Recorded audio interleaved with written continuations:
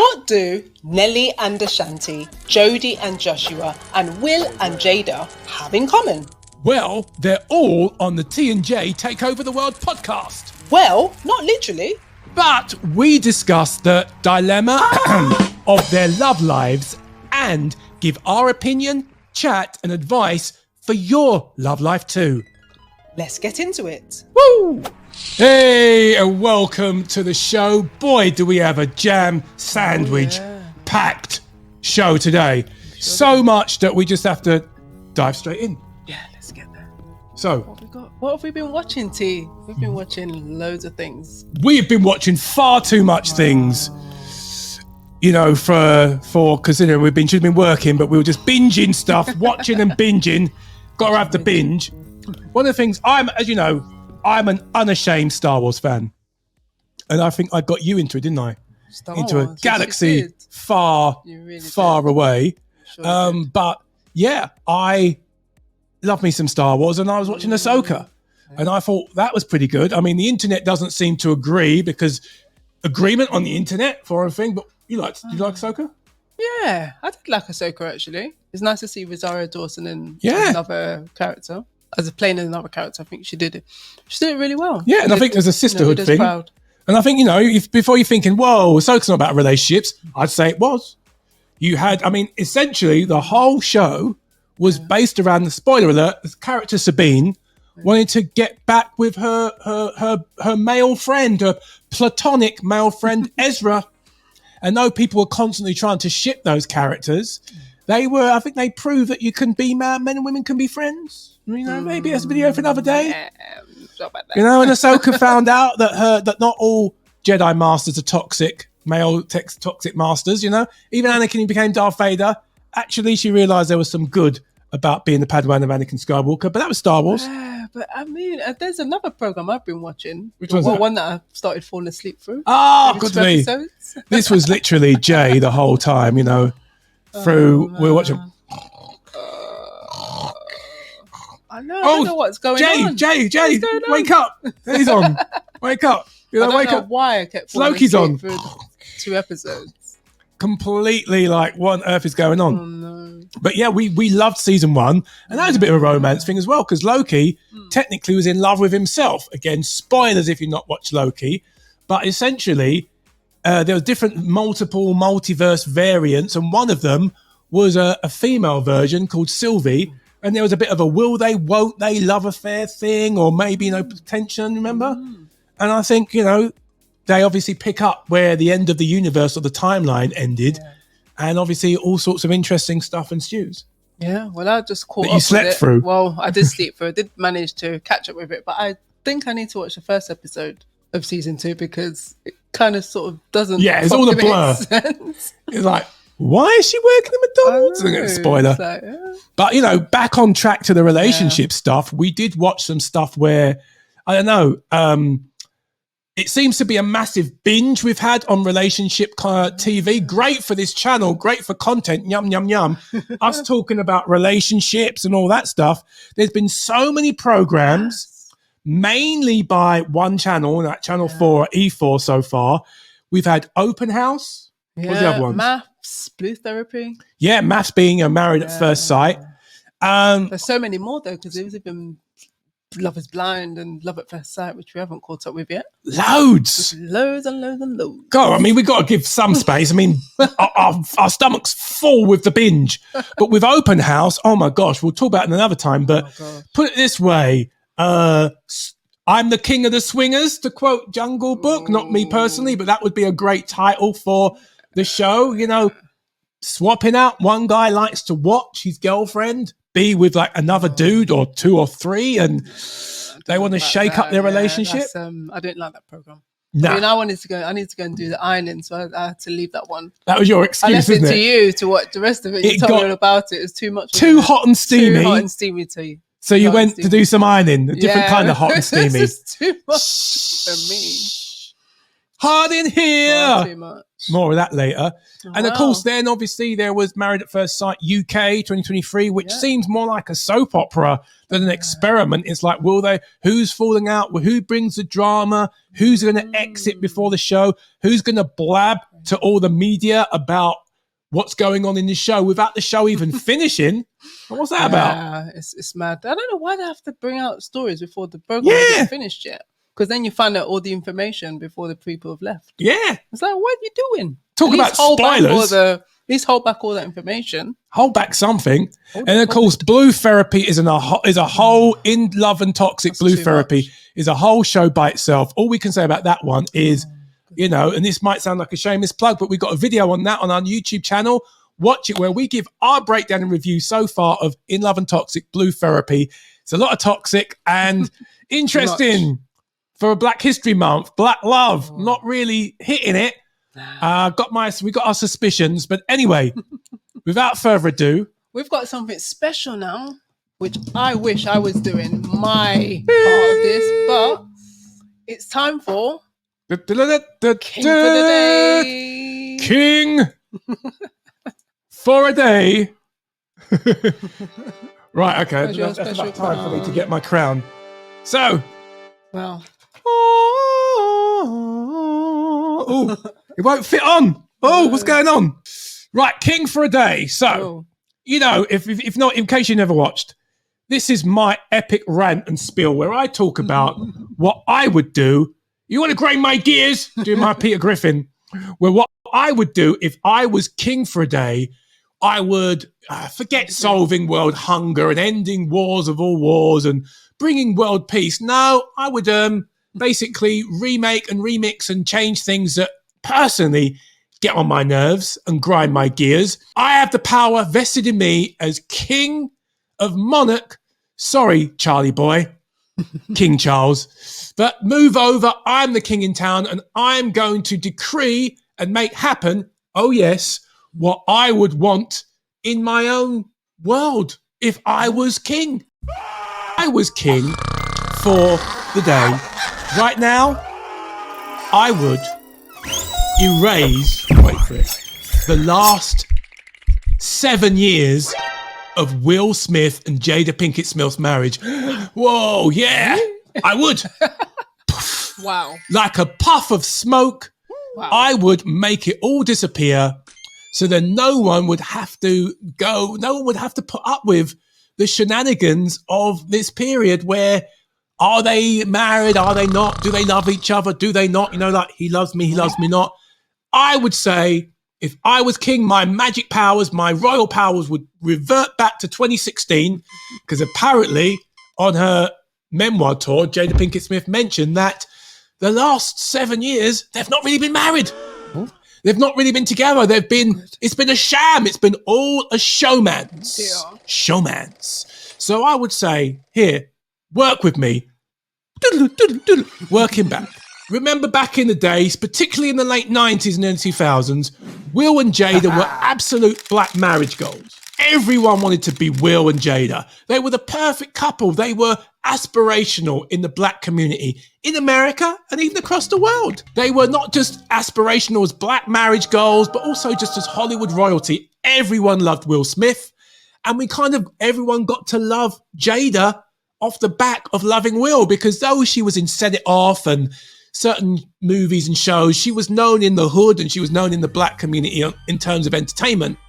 She weren't no Big Willie. Wiki wah wah. She weren't Will Smith. She weren't Fresh Prince level.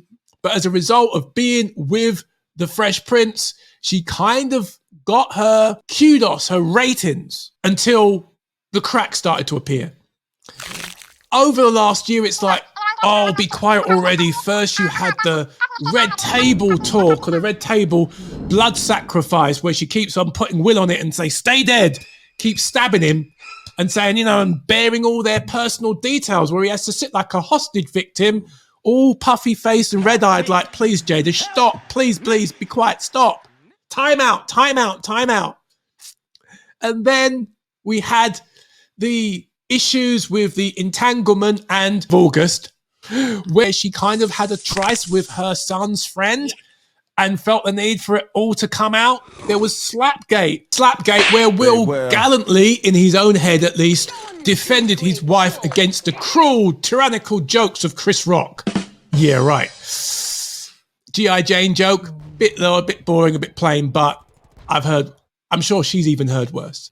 We get to a point where everyone's just like, we want the old Will and Jada back, the old relationship, the old black marriage goals. But remember the old shows like Dallas back in the early 80s where we had these massive storylines. I don't think there was a show bigger than Dallas where they killed a main character like JR or Bobby Ewing. And then everyone stopped watching. People ducked out, switched off, and were like, we ain't watching that. We want, bring back JR, bring back Bobby. And obviously after a long period of complaints, I think a year went by, and they finally listened. The executives go, oh, we're going to get Bobby Ewing back. How do we bring it back? They brought him back to life because they get it. Sue Ellen, who was one of the main female characters, she dreamt it all. The whole year of a season was just one bad dream. So they could bring him back. Yay! I want to say perhaps this Will and Jada has been a 7-year bad dream. No tryst in August. No Slapgate. No red table sacrifice. Talk. Just the Will and Jada we all know and love. So I'm decreeing it. Here on by, the last 7 years in Will and Jada's marriage didn't happen. It was a dream, a bad dream, someone's nightmare somewhere, and we've all woken up and they are the Will and Jada of old that we all know and love. And if only that was the case, eh? Well, there's going to be more revelations, I'm sure, come out as Jada is on her book tour talking about her life, and obviously she's going to go there with a marriage, but we wish them all the best. We just hope, and if I really had kingly powers, they could be the Will and Jada that we love. Get back on track. Go back to the 90s. Get in a DeLorean. Doc will take you, and let your love be rebooted, or just stop talking about it, really, the relationship. Anyway, that was my rant for the day. The rant is over now, T. You've got to put down your crown. We have got to swiftly move on to the Right, we keep it moving. We have to keep this moving. Gotta keep it moving. So this week, I've been going through some stories. Found some interesting news this week when I was going through the articles. Oh, good. Online. Tell me more. I'll tell you now, T. R&B star Ashanti and Nelly have only just gone and rekindled their relationship. Hard in here, back together Nelly. Again. Yeah, Nelly. Oh, wow. Didn't they go like in the 90s or something? They were like on and off for like 10 years. Oh, wow. On and off. Seems to be a thing these days, isn't it? On and off. The on and offness. Unstable relationships. So yeah, they are back together. Oh, cool. And I'm trying to figure out if it's a good idea or not. In my head, I'm thinking, well, from my point of view. Yeah. Go on. I'm kind of not sure. But I think actually I've changed my mind. But the more I was the cynical one. The more that I was listening to a podcast that he was on, and the more I listened to him, and he was saying about how his mum and dad actually broken up. They divorced when he was small. Oh, wow. But his grandparents were married for 61 years. And that's 61 made years. him rethink of like, now he's with Ashanti. He's thinking, he said he wants to be with someone for the rest of his life. You don't want to be cold and lonely. No, he doesn't want to be cold and lonely. So it sounds like he's serious now about this. He wants to settle down. He wants to be with someone for life. Wow. Instead of doing the on and off thing. On and off. So I think in my point of view, I think it could work, I think it could work. I think it could be for life. Well, okay. 61 years. Well, let's set the table. But they're not even married yet, are they? Yeah, it could be. They already split up. Again, on and off. It's probably off now. No. Well, obviously, the issue here is rekindling love. Rekindling love. Is it a good idea to go back to the well? If your relationship you had a long time, we think of people like Ben Affleck and Jennifer Lopez. They were famously together for a minute and until they weren't. And they're back together. In fact, they both had marriages in between, not even marriage, marriages in between. Yeah. And they obviously, those marriages ended, those relationships ended, and then they married each other. They were engaged, they never married each other, but they married other people in between. And then they got married.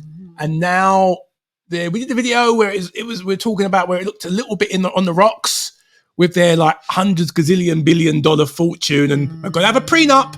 Make sure you got the prenup. But I feel like, and I said then and I'll say now, that why go back?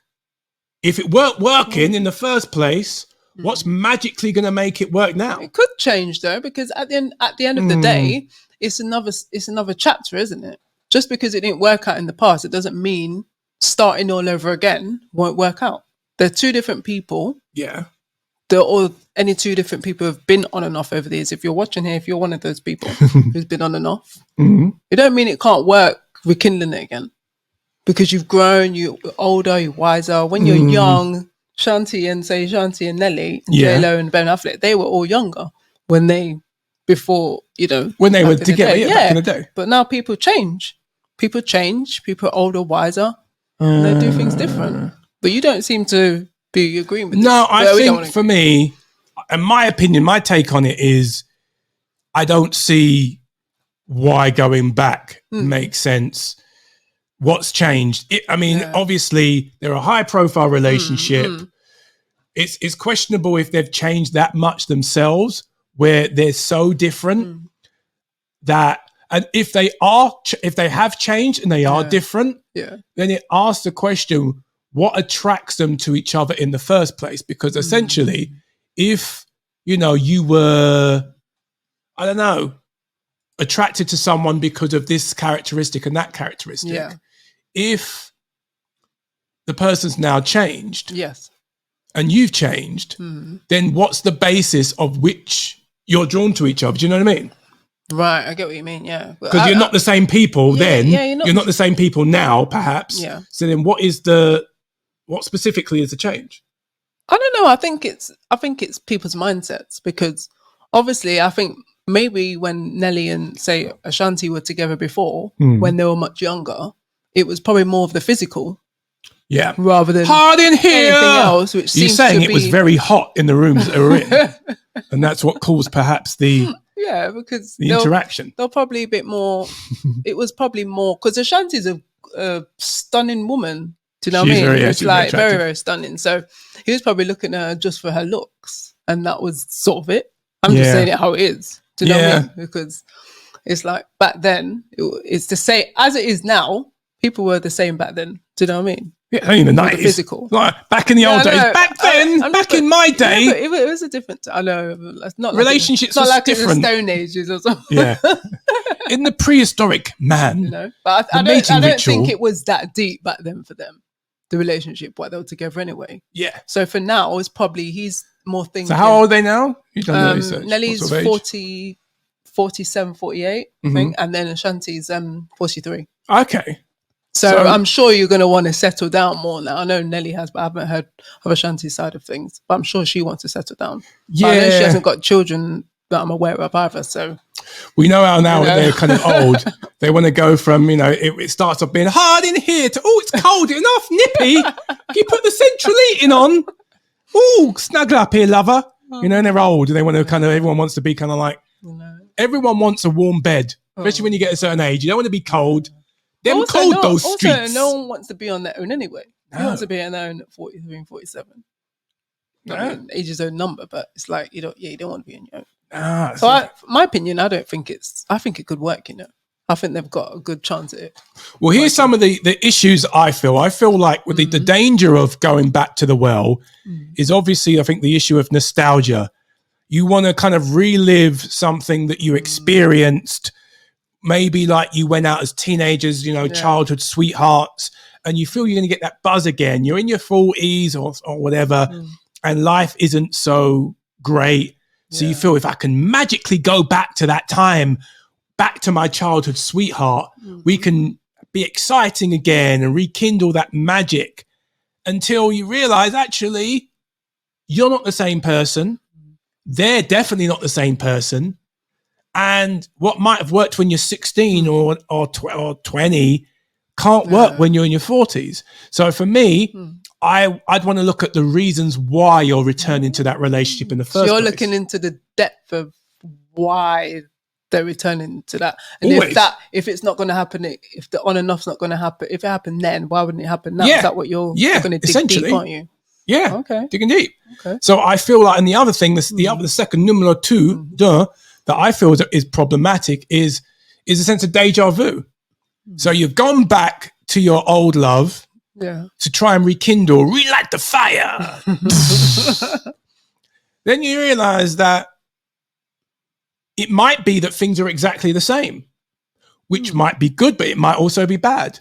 That the same ish you were putting up with 5, 10, 20 years ago, you're putting up with now. And for me, I ain't got time for that. If I'm pushing 40 something, almost 50, I ain't got time for that. Do you know what I mean? The sort of shenanigans of when I was 16 or I was 20, I ain't tolerating that when I'm almost pushing 50. Yeah, but what if it's totally different now? Because what you're trying to say is that, you know, the rekindling love thing, it's kind of you're continuing what you had before. Yeah. But or trying to recreate maybe what you had before. Yeah, but you kind of recreate it. But the people, what I'm saying is that they're different people. And so you're recreating it. But because they're coming from they've been through all their experiences. I'm sure they've been through different partners. Yeah. In between being apart. I'm sure they've quite a few single. So I'm sure they've learnt from their mistakes and learnt from other people experiences in other relationships. And now they're ready to rekindle their love, but in a different way. It's not going to be totally the same, is it? You got me there. I think you got me. Yeah, I think I got you there. I think you got me. But one could say, you're going to say, I think, you're going to say something like you. You're going to say what? Could this just be a rebound? A rebound relationship? Yeah, I think, you know, we Nelly and Ashanti, they were like R&B royalty. So I think there's a part of me that, like with, you know, Ben and Jennifer, it brought back old memories. I remember in the early 2000s when they were a showbiz couple. I think after she was with P. Diddy. So I think with Nelly and Ashanti, of course, it's you want any relationship to be a success, right, and go well. Yeah. I think, is it a bit of a rebound? Like, were they recently with somebody else and they've just sort of rebounded and then they've gone back to somebody that was familiar and comfortable? I think the rekindled love thing is quite a good storyline as well to keep you relevant in your career. But make it less specific about Nelly and Ashanti. I think about any relationship, you've got to ask yourself these fundamental questions. Have you changed? Have they changed? What were the reasons why you split up in the first place?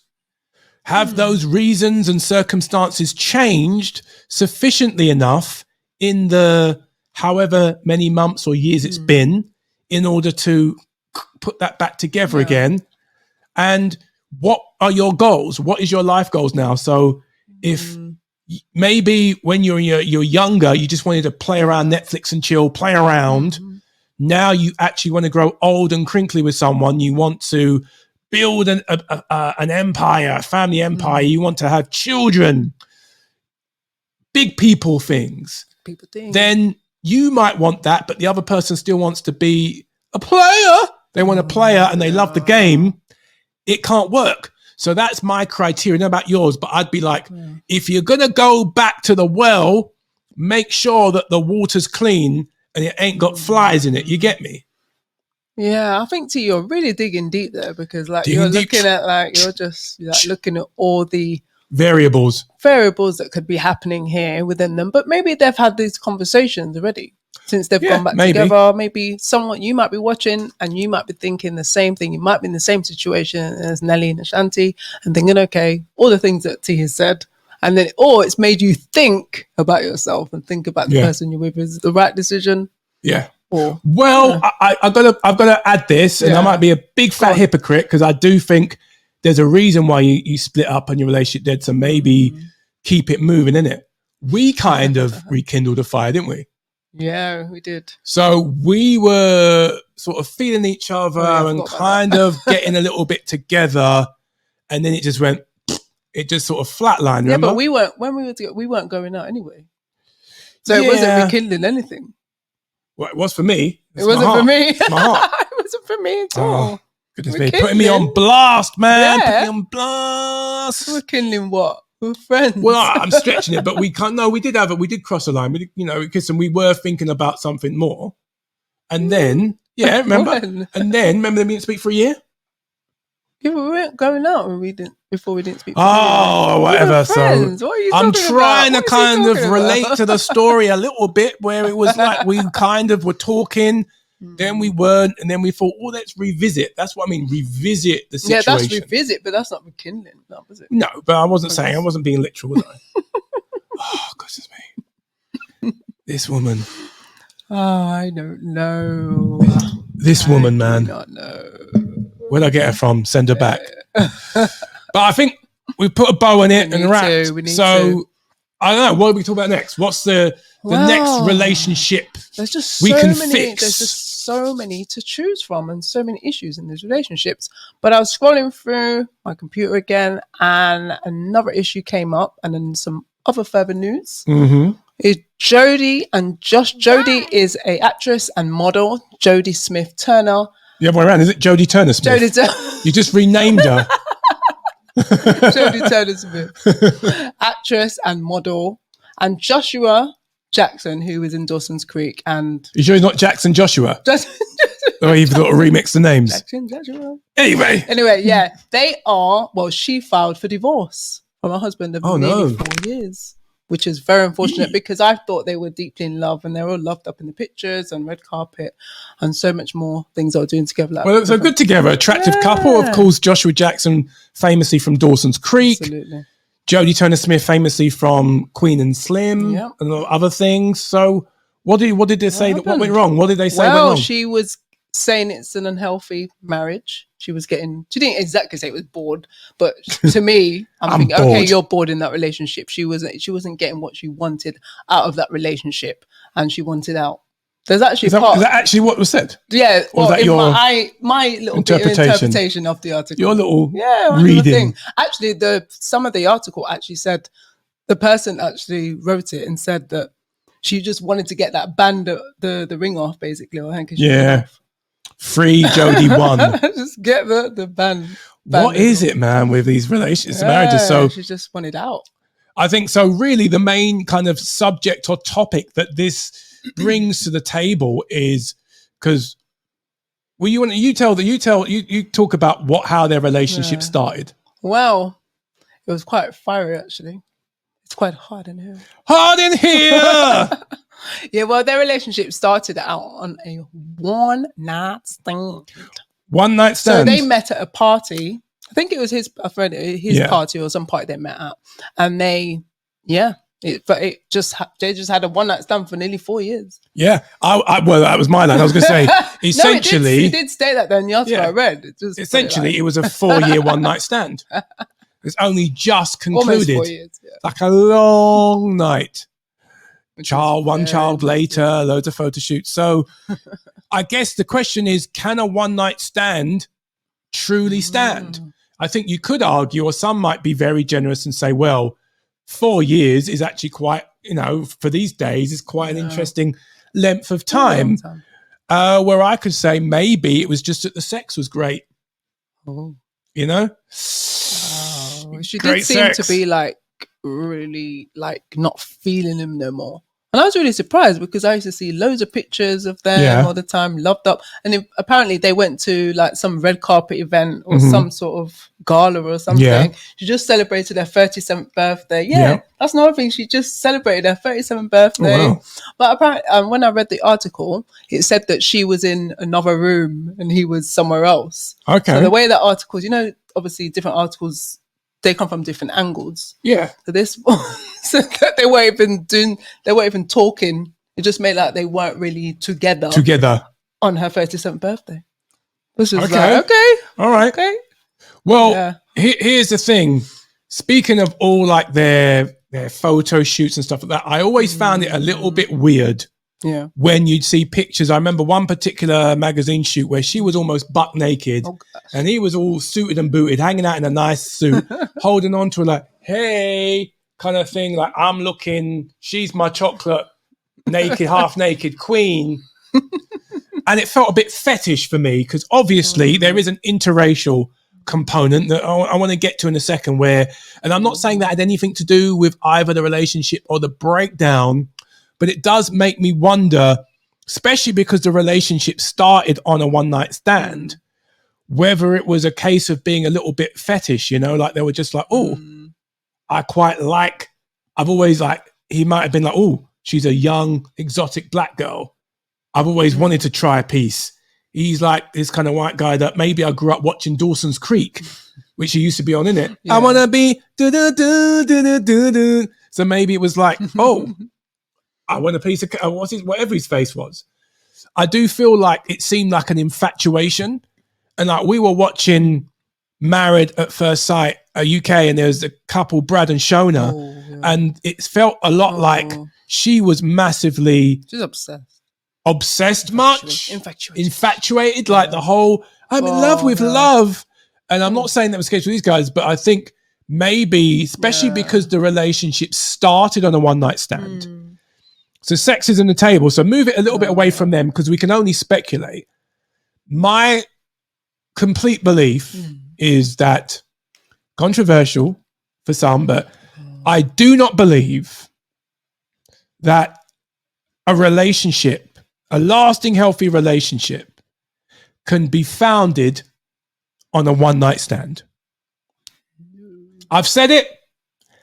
Sue me.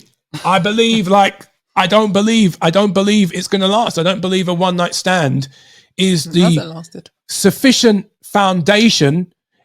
Listen, it was going to collapse at some point. Yeah.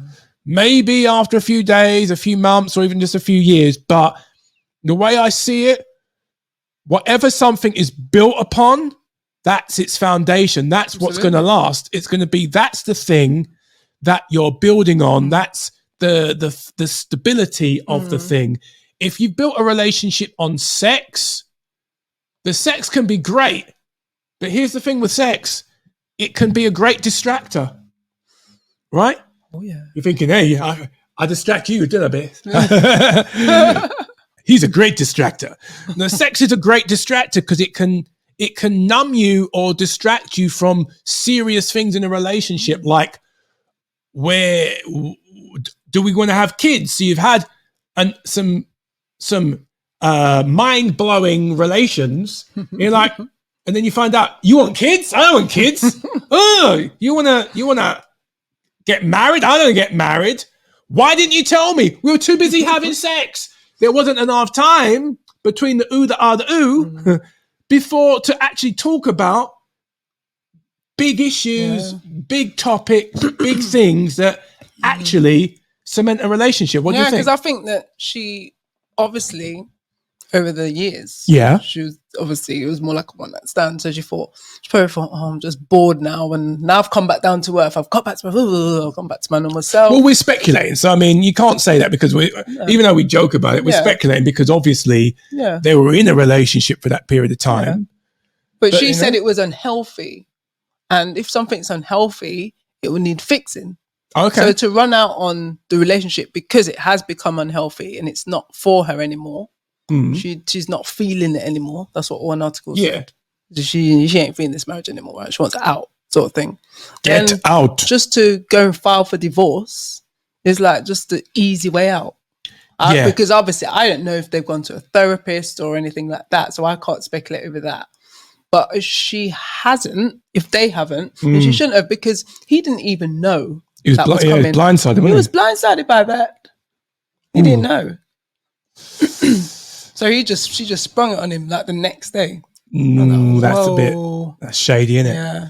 That's shady. But anyway, don't let me focus too much on Jodie and Joshua because we don't know them. We feel free to talk about the relationship because they've put their relationship on blast enough times. But one of the things that I find quite disturbing, and I don't want to sort of tap into my inner Dr. Umar Johnson, you know what I mean, or Tariq Nasheed, you know, very, you know, black power. And a little bit borderline, just say racially oversensitive.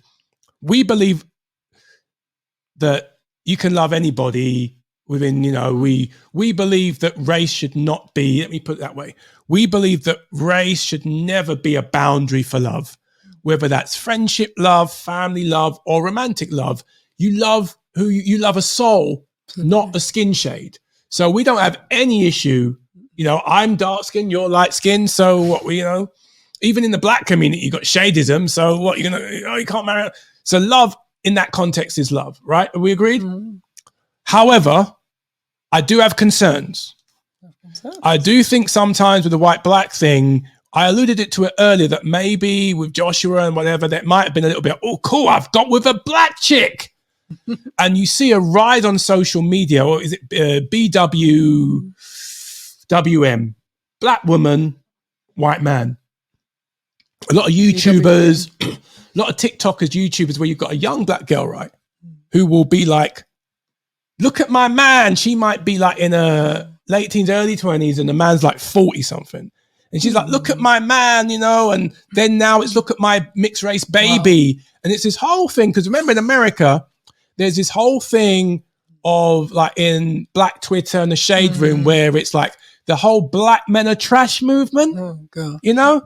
Black men are trash, and then black men respond saying black women are you know, are gold diggers or too aggressive. Oh. So you got a lot of beef, and that spills over, you know, because when Black America catches a cold, they sneeze, and it influences across the world, right?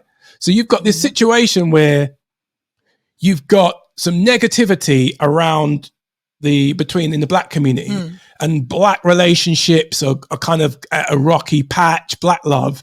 And then you got this movement of a black individual parading a white relationship as if it's, particularly in this case, black woman, white man, as if he's the savior.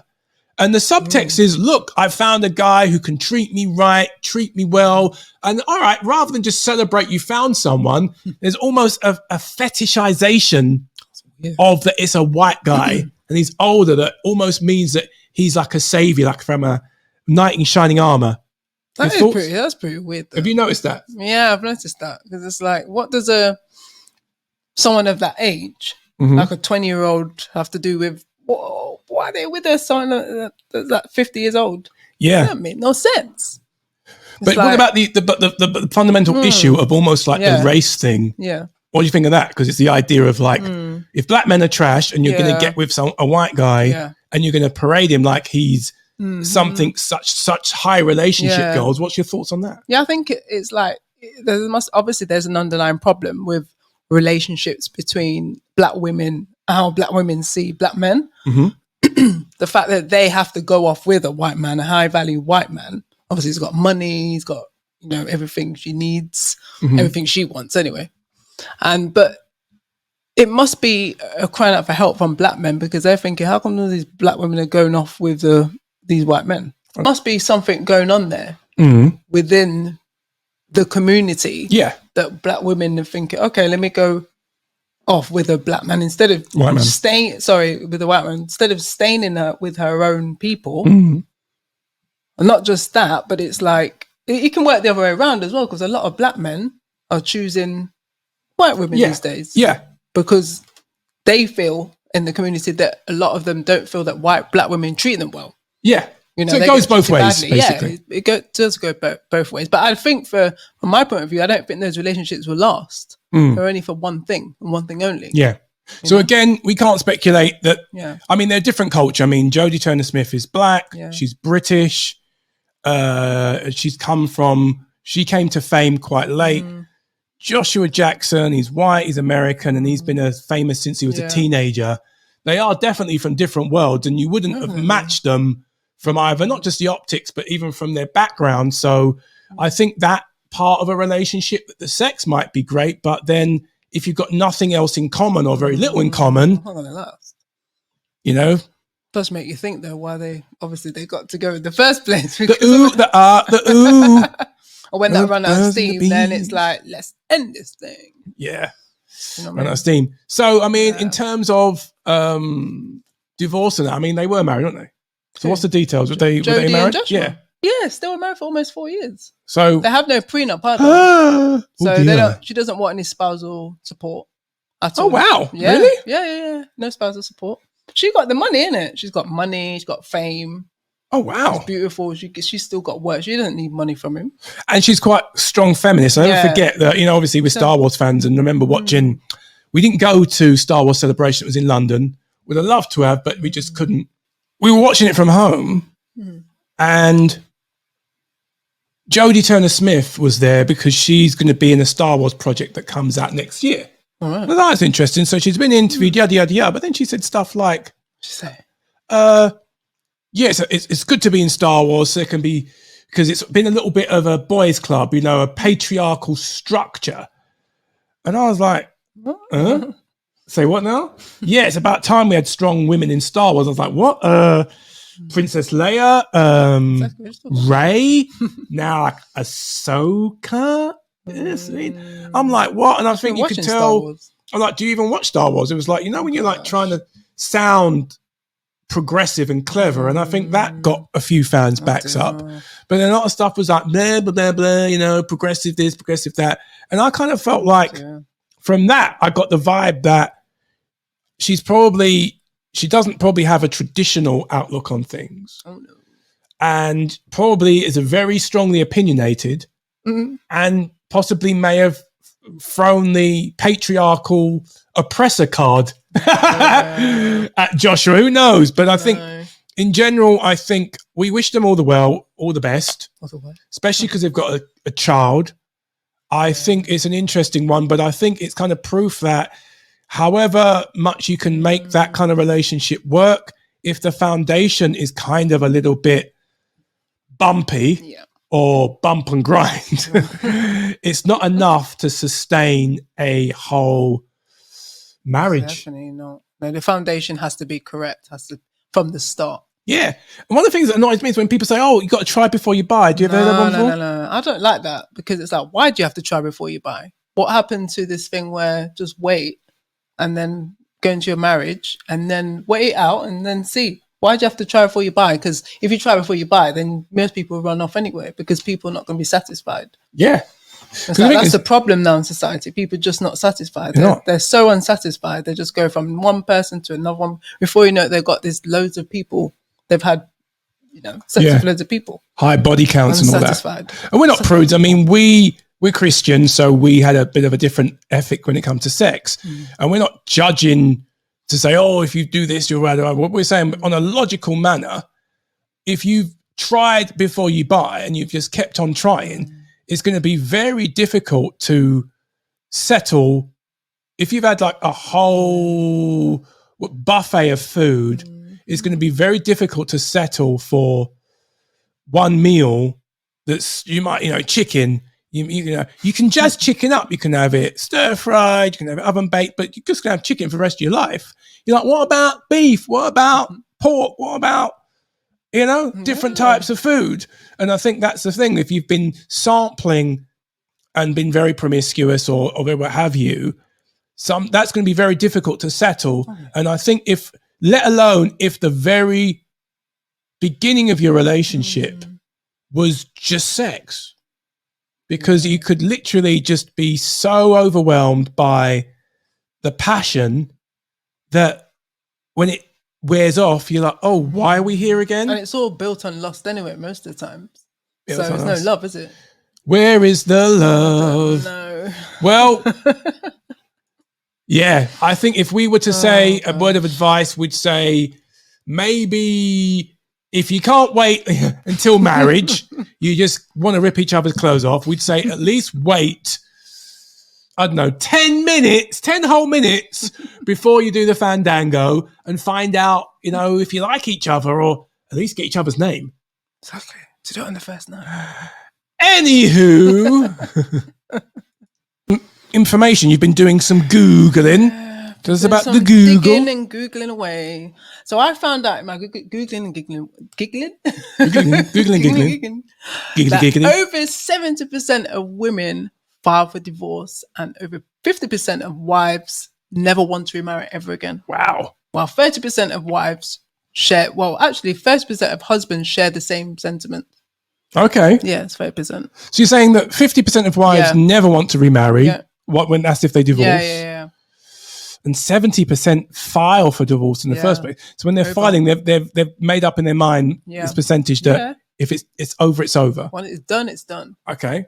So that's that. And also one night stands come in at least 66% of participants. 66? That's a lot of people have had at least one night stand in their life. Caramba. I know. That's a lot, isn't it? And many of them have had more than one in their lifetime. This research was done out of 660 out of 1,000. Wow. That's a lot, isn't it? Wow. Well, That's that was a high percentage. That's a lot. So we feel, the more and more I feel about it, it's like we're prudes. The more and more I'm like, and we're if you like, think about it, it's saying what? It's more than at least one they've had. One night stand in their life. Eesh. Caramba. Yeah. I don't know. It's hard really because you only come across as judgmental, but I think that's a lot of it didn't surprise me. Musical chairs, there's a lot of swapping partners. Yeah. And of course, no wonder, like Pringles, once you pop, you can't stop. Yeah, absolutely. Anywho. Swiftly moving on. So far, you love what you're watching, hearing. What we would love for you to do is engage. Write to us. Give us a suggestion of what other videos we could make. You could write to us and just have a conversation. That's all you need to do. We would love to hear from you, and then we will enjoy just putting a video together. What you've suggested to us will be amazing. Yeah, consider it on us. Absolutely. Well, moving on to the big story. Yeah, this is a big one. Someone has really been. I think the big topic for this episode is relationships on blast. Yeah. When people want to do all their business, I'm not a big fan of PDAs, public displays of affection. Let's all hug up. You're on the tube, like, go out, get a room, man. Get an Airbnb. What? Me? You're having a laugh, aren't you? I don't do all that smushy stuff. Nah, really joking. No, I'm like, no, keep that in your yard, keep that in your house. But you get that, innit? And then an extension of that is if you're really famous, you might not just do PDAs, public displays of affection, but revelations, where you basically share your business in front of everybody. That's not so cool. Be it on shows, be it at ceremonies, like award ceremonies, where I'm going. Be it in memoirs, and a certain person is kind of chosen the memoir route, writing all their business. Could that possibly be who we're talking about, Jay? Well, Jada Pinkett Smith shock has been putting so much on blast lately with her memoir out and everything. And she has stated that her and Will Smith have been separated for 7 years. 7 years? Yep. So can you imagine at the slap at the Oscars? Hang on a minute. I've got to do an extreme reaction to this. 7 years? 7 years? Yep. Like almost a whole decade? Oh, no. Do you feel for that? So they weren't even married when the Slapgate happened? Well, they are married still, but they're separated. Oh, wow. They're not living together. They're not romantically tied to each other. You're not doing the ooh, the ah, the ooh? No, they're not. The ooh, the ah, separate houses. In fact, she, to a present to herself for her 50th birthday, she decided to buy herself another house. Okay, as you do. As you do. Yeah. So how do you know all this? Well, she's got a memoir out called Worthy. Okay. Yeah, that came out on the 17th of October. Called Worthy? Yeah, Worthy. I hope that's not a passive dig at Will. He's not worthy. He's not Tupac. I have no idea why she called it that, but she's put a lot of things on blast, including her relationship with Tupac, Shakur, her marriage to Will Smith, and so much more. I haven't read the book, but yeah. I wonder if there's a whole chapter about the entanglement in the month of August. Yeah, but she's gone through a lot in her life. She's had a very turmoil life. Tumultuous. Yeah, tumultuous life. So I can sort of understand. Yeah, I do feel it for her. But anyway, less about Will and Jada and their big grown-up multimillionaire problems. It did make us think about the issue of how much you put your relationship out there. Again, we had Red Table Talks, and now we've got memoirs. And obviously we feel a little bit deceived because we were buying into the whole, at least not for a while, but initially when we were coming up, the whole relationship goals of, the showbiz marriage of Will and Jada. putting them on a pedestal. And like with any relationship, there's what goes on behind closed doors is very, very different. Yep. It did make us think what they're now with all of the multiple reality TV, you got social media couples, the whole showmance thing. You know, we're watching Love Island and it's the whole showmance, people getting together, falling in air quotes love, and then leaving as soon as the end credits of the season go. But then there's not, you got all these tons of shows like Married at First Sight, Blue Therapy now, as relationships that are toxic, the Open House where it's basically a swingers club. One relationship is not enough. One in the bed is not enough. Bring in a whole rugby squad. Yay, American football team. So I'm wondering, how healthy is it to examine and display your relationship as on the box, as part of showbiz? Healthy discussion, but voyeurism? What are your thoughts? Yeah, for me, that's too much. It's too much to...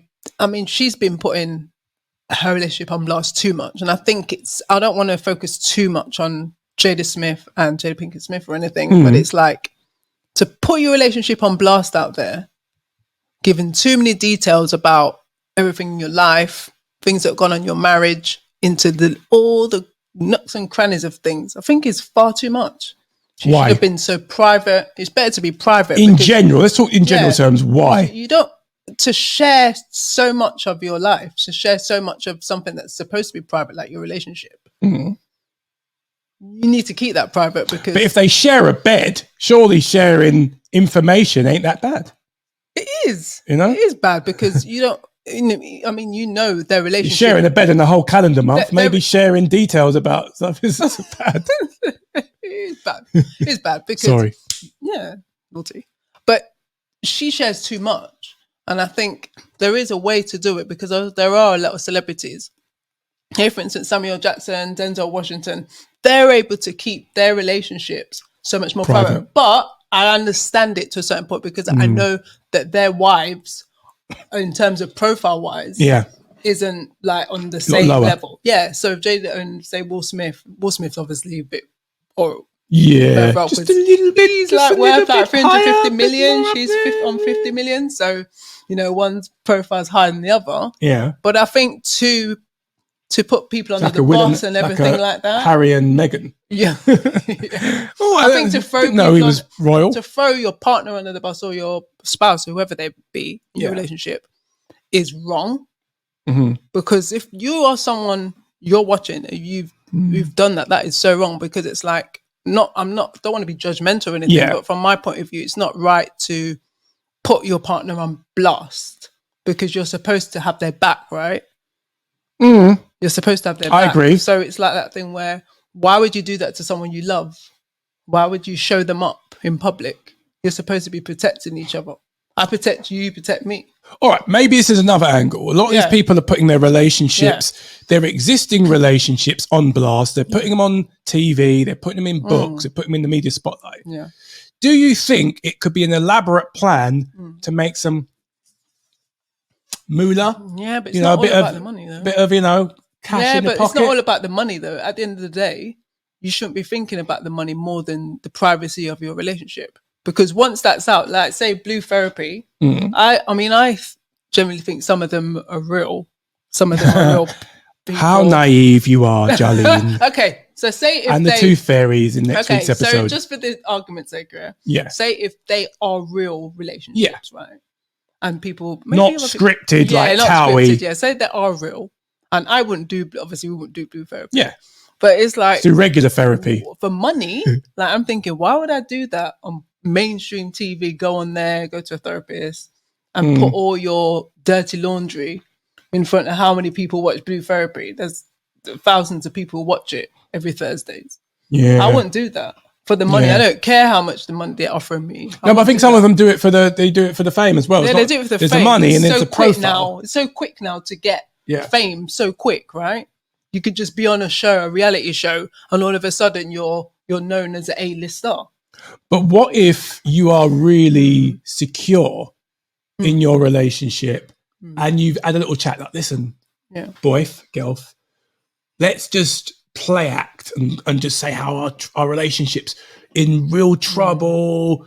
You don't give me what I need. You don't do this or that. And then we get a high profile and we get paid, and then we can maybe break our careers. Like one of the couples in Love and Toxic Blue Therapy, one of them, the girl was wanting to be the next Rihanna, like a big R&B star. And part of me in the back of my head was like, and the guy, he works with dogs and he walks them and poops their scoop. He makes a bit of a joke about it. I was like, oh, bless him. Maybe for them being on it is for her to put a profile on her burgeoning R&B career. And in that sense, though they're putting this, I'm being advocate here, though they're putting themselves on blast, maybe their secret deal is, well, we're going to get something from it. What about that? I don't know about that, T, because it's like, why would you have a plan like that in the first place to want to get something out of it? Because it's like, for me, it's like a time wasting thing. Because what if it was real? What if it ain't even real? And it's like, why waste your time? I just don't understand it. Why you'd want to put that out in? Yeah, for money, but money's not everything. Money comes and money goes, isn't it? Yeah. I mean, you've seen the dark side of it, because I think there's a video we've done where with one of the standout couples, Brad and Shona, in Married at First Sight.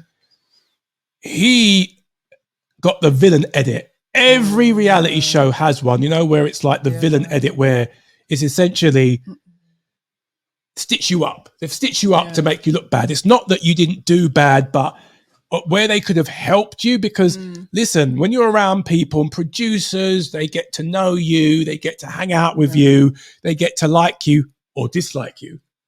You know, they could have easily said, you know what, this Brad's okay. Let's give him a more flattering edit. We'll cut out the bits where he's acting like an idiot and being a bit of a narcissist and arrogant. We'll massage it and make it look more even Stevens. But no, they actually, in my opinion, were like, let's stitch him right up. Because it's like, they shouldn't have done him like that. They done him dirty. But, you know, I don't know, it's a tricky one because you don't know what it was like in the other bits that they cut out. Yeah, maybe because he would say, oh, they just used all my worst bits. But it's like, well, you were on the screen. It weren't like it was a clone or someone they made up. Whatever was unpleasant and people are reacting to, it was you. Okay, they may have omitted you being a really nice guy or the positive stuff, but what they did show, it wasn't like it was some kind of like, they skipped to an animated reenactment. It was you. Maybe he just had an off day or something when he was in there. A few off days. Off days every day. Every time he was on screen. Why would they even they mismatched them? Because they're not right. They weren't right for each other. No. They stitched them both up. So on that, he did say that the reality is, for reality TV, the relationship, at least their one, was put together for good telly, and you can see that a bit with Terence and Portia, how they were like exited. They were horrible. Not Terence, sorry, Terence is not horrible, she wasn't very nice, and I think that's another that was definitely another mismatch one, because if it's supposed to be these people matching people properly, they're obviously not doing a great job in the show. I'm surprised it actually still goes on, or they're doing a great job because it's a TV show first, and it's a TV show first, but it can actually mess people up, which people should actually think, okay, maybe if you're as long as you're mentally stable, go in there, because it can really screw people up. Oh yeah, because it's like, imagine you're going in there, you're marrying someone you don't know, which is weird to go and marry someone. Imagine me marrying you, I didn't know you. Yeah, like marrying a stranger basically, and then you're trying to get to know the person. That's like a weird way around to do things. Do you know what I mean? Yeah, it's a very strange thing. Do you think there's a time when you should display your relationship in the media in front of thousands or millions? Do you think it's legitimate? No, there's no time to do that. You shouldn't do it. Don't do it at all. Then we'd have nothing to watch. Yeah, we'd have nothing to watch. But then someone else. talk about characters in Friends. I don't know. I think it's just the way people do it.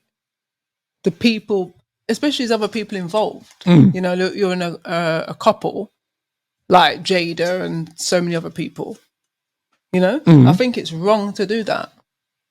You know, to put people on blast, because that can have a repercussion on other people. Let me ask you, if you were single and we weren't together, so it's a hypothetical, you weren't lucky enough to meet this handsome, Prince Charming, sexy beast. Who said you're handsome? Man of God. Oi. Who said you're handsome? Who said I was handsome? Maybe I don't find you handsome anymore. You punched above your weight, mate. What are you talking about? You lucked out with this one, I tell you. Goodness me, the delusion.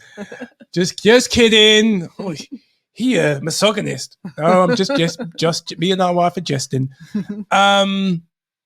Would you have gone on a show like Love Island or Married at First Sight? If you were, say, you're not married to me now, we were married and you're still single, you couldn't go on Love Island because you're, no offense, as young as you look, you know, you're too old. No. I'm too old. No, we're old guys for Love Island. They're in their 20s, aren't they? Would you have gone on one of these type of reality shows? No, not at all. And why not? Not at all. I would not do that, because it's like, sorry, I'm not that type of person to go on those sort of programs. Okay, which is what I felt. I wouldn't feel comfortable being on there. Okay. Because it's like, you imagine your family, everyone's going to see you on there, and I wouldn't feel comfortable myself. Yeah. I'm like, why am I going to go on one of these shows for? There's other ways of finding someone. There's dating apps, there's places. So what about all the experts, Paul and maths, these experts that what, particularly found you the guy that would suit your future? They've computed all the variables. No, I wouldn't feel comfortable in there. And what if they mismatch me with someone and then it's a nightmare? I can't imagine that me going to maths and then marrying someone I don't know, like a stranger. I think they all have to be prepared to sleep with each other. You want you to kiss them as well, like in the picture as well, and then like the photograph, and like, and then whilst they're taking the photograph, that you're trying to get to know the person. It's like, what? Yeah, you're supposed to do this before. Yeah, it's, like, it's such a weird way around. Oh, by the way, what movies do you like? Yeah, it's like you have to be prepared to what? Sleep with the person. Yeah, no, it's a stranger. Imagine that, because I can see where it gets a little bit confusing, because obviously you're told that's your husband. Yeah, that's my wife. That's not normal. It's our honeymoon. Yeah, it's kind of normal to seal the deal on your honeymoon.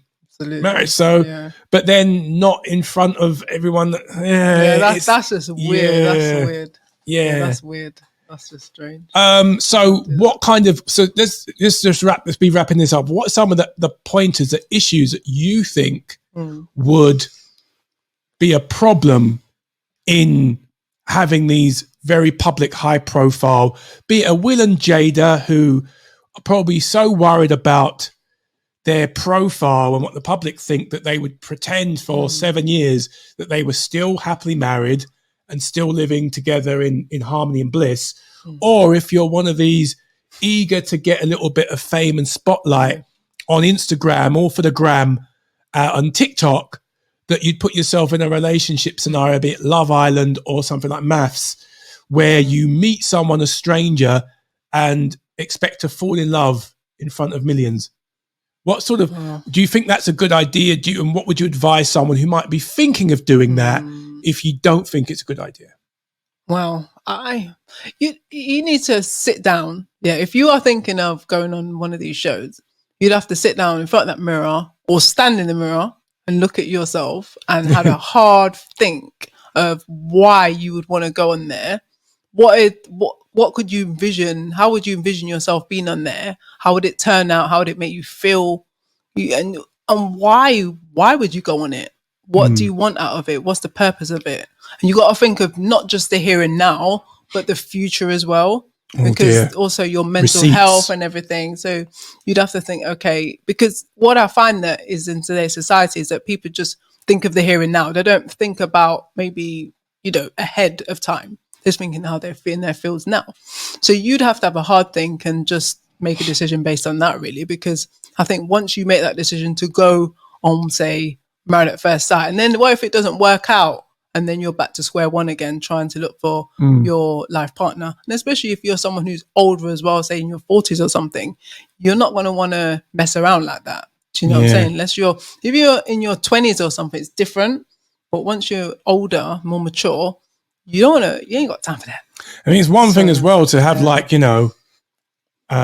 Facebook posts and images, where someone could go through your Facebook feed and see you having a night out, and it can cause problems at work, or you're caught with someone you shouldn't been. They've tagged you in their pictures, or your relationship status. You've gone from maybe engaged to single, and everyone's like, "Oh, it's complicated." And everyone's like, "Oh, wow, blah blah blah." That used to be something that would give someone a bit of a cold fright.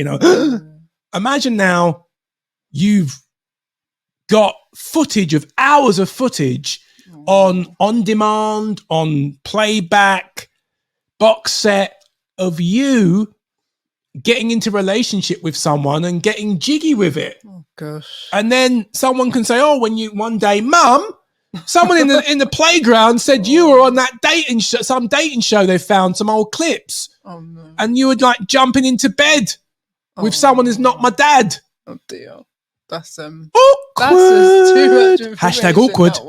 Hashtag awkward. That's the thing. You've got to think of the future, right? You can't. That's the thing. People just think about having the fun now, but not thinking ahead. Think about the children. Yeah, think about the children, because it's like you've got to think about this thing, because these things come out, and because of social media, there's no hiding, is there? Nowhere to hide, nowhere to run. Hiding at all. No hiding. I would say from maybe my take for the man them, like, oh goodness me, I don't think it's going to look good for you to put yourself in a situation where you are taking an L. Because I know, particularly, I suppose, for a masculine thing, this might sound old-fashioned and macho, but I think as a man, you always want to come across like you got game. Let's be honest with a man, like, you know what you're doing, and that you're even if you're hopeless, if you're a romantic, that you're not going to get pied off. You're not going to be made to look like a fool. And I think most of the time with these shows, they want to make you look stupid. They want to make you look like a fool. So it doesn't make sense for me to, as a man, and I'll talk to the man him, to put yourself in a situation where you can be humiliated and that you can look weak, not just in front of the woman that you are talking to, but other women who are watching. Because trust me, women will talk, and I think women are interested. Am I right? I think women are interested in women. Women are interested in men that other women are interested in. So if you come across as a dude who's a loser on these shows, that is not going to make you attractive. If you've got bad game in real life, showing your bad game on the screen is not going to be good for you. It's not going to cut it. You look like a low status male who ain't got game. And I think not only will that one woman on the show not want you, I think you just advertise to all the women watching these shows, it's probably predominantly females watching these shows, that you're not desirable. So when she rejects you on the show, maybe all the others are rejecting you at home, and they're thinking, ee. So I don't think there's a payoff unless you're a kind of guy who is quite high value already. You know, you're charming, you're good looking, sophisticated, and you're just going on there for a giggle, and you want to advertise yourself to a wider audience share, then that's maybe go for it. Not what I would do, and I wouldn't endorse it, but I'm like, do you, man. If you want to advertise yourself and you got the goods, I can't be a hater. Well, you don't agree with that, do you? You're like, I don't know about that. But it's definitely not for them to try and promote themselves, because at the end of the day, it's like once you're on those shows, you can't delete yourself from it. Nope. It's always going to be out there. Married at First Sight, it's always going to be on that. You're going to be able to find it somewhere on YouTube. It's not there forever. And there's those ones like those shows. One I think watched Maths Australia once, where the couple they've been in it for a while and they weren't intimate. And the minute they were intimate, then the next day he blanked her and said, "This relationship's not working out." Yeah. I was like, that's you piece of work, man. That was calculated and nasty. Nice, man. But we want to, on a positive note, we obviously, there is some good in these shows. We'll keep watching because, listen, if we can learn something and we can pass that lesson on to you, it's worth us talking about it. Obviously, they're going to make the shows anyway. Am I right? Yeah, they're still going to make these shows because we're T&J Take Over as well, right? Yeah. But we're not going to be able to have an impact right now on them to get rid of all these programs because at the end of the day, actually it's helps entertainment. Us out anyway, and it helps it's entertainment. So we're going to keep talking about these shows so we can pick the meat and drop the bones so we can help us work out this whole relationship thing, because even though we've been together over 20 years, we're still learning some things. But what we learn from these shows and what we've learned in real life will help you learn a trick or two. So maybe you don't end up being a car crash on one of these reality shows or being in the sunken place like Big Willie. Sorry, Will. Sorry. Oh. There's no need to bring Will in it, though. I know. He's had enough. I know. Free Willie. Free the Will one. Anywho. Oh, well, we've got some questions for you. We've got some questions from QCast, and we're going to ask a few questions for you. You can put your questions also on the QCast website. You can find it at QCast. The QCast app, where you can essentially engage with these questions. You can record your answer and follow up to the questions we're about to ask you, or you can even ask your own question, and then we will graciously answer the question, and we might just feature it on a forthcoming show. So here we go. Okay. Question 1. Yeah. Do you think going back to an old flame is a good idea? Do you think that it's just better to get divorced rather than to stay separated? Yeah. Next question is, do you think it's best to work on a relationship and work it through rather than giving up on it when things are hard? And what do you think, in your opinion, forms a strong relationship? Just sex, good sex, or something deeper? Okay. Why do you think so many Hollywood relationships are breaking down? And the last question is, what do you think will prevent a couple from having an on-off relationship? Wax on, wax off. Miyagi style.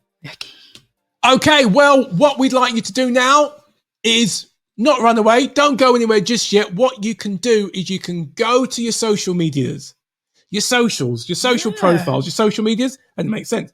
Go to your socials. You can follow us on. Type in T. What can they do?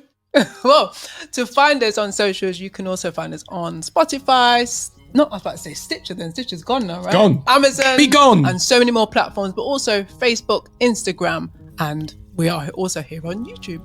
Yeah, where are you? You can watch, you can listen, or look at our beautiful faces, or both. Such is the choice now.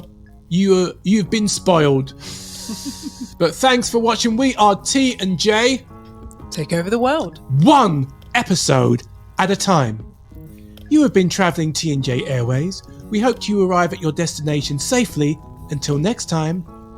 Bye-bye.